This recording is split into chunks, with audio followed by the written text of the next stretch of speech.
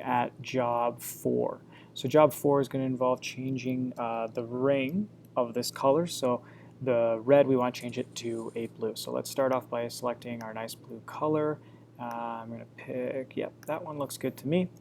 Now, what do? Well, we always want to go to our magic wand tool, and in the last tutorial, we looked at some ways of adding to our selection using that Shift or Control key to keep adding and adding and adding. Now, there's a better way, perhaps, of doing this depending on what your application is, and that's using something called the threshold down here. So by default, the threshold is set to 15. And when I use a threshold of 15 on the magic wand, it should select all the red, and it does a pretty good job, but if you notice, it kind of leaves some of this a little bit fuzzy.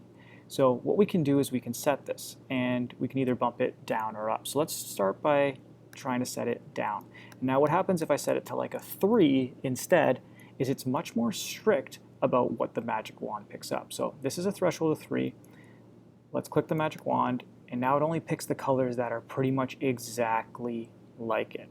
So let's undo that, and let's, instead of going to 15, why don't we try going to 40?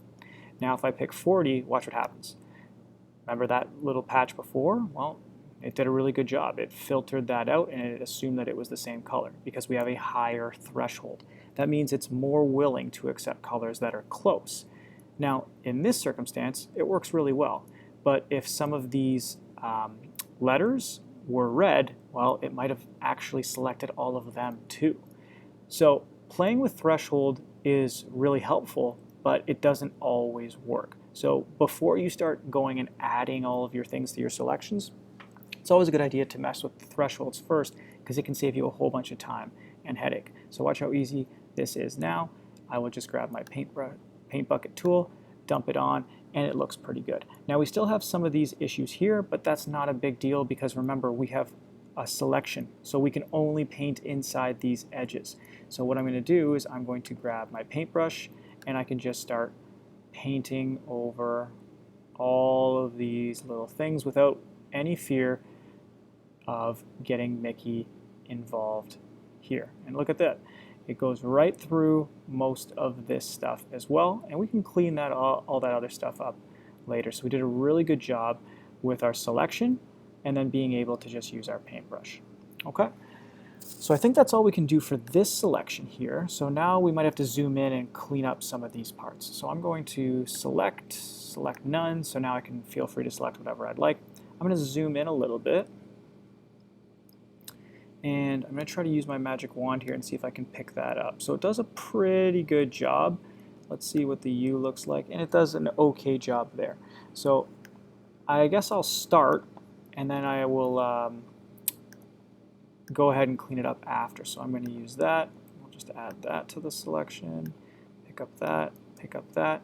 And we can use our paint bucket, or we can use our paintbrush. I don't know if it's going to come out so clean with the paint bucket, so I'm going to use my paintbrush. Very nice, and remember we've set it to this, the hardness just tends to look a little bit better. And this looks pretty good. Let's see if we can zoom in and get it even a little better. We might be able to clean it up a little bit, but I do need to adjust the size of my paintbrush. So I'm going to set the size down all the way to 1. And now I can click on these individual pixels and really make it look nice. Perfect. Look at that. Very nice. So we can go ahead and clean up the rest of our image here. Okay.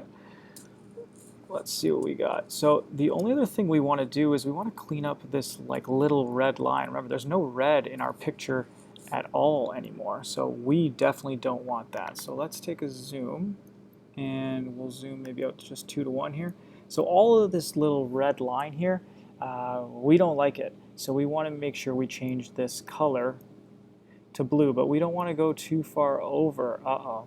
So this is not going to be fun.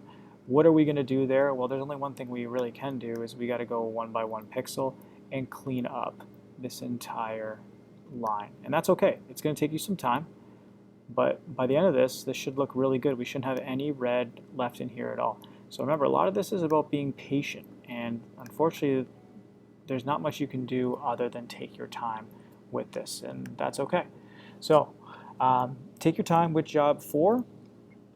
Make sure you save it as an XCF and export it as a PNG when you are done. You are going to need all 4 of these images for tomorrow, so make sure you have them done.